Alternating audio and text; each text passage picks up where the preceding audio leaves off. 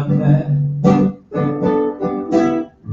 significa aquele que é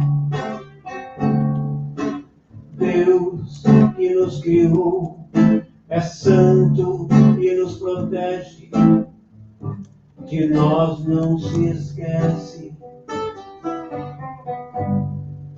de nós se compadece.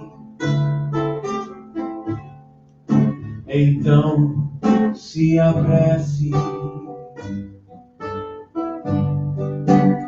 faça sua prece, a Deus confesse e com Deus converse. Cafarnaum.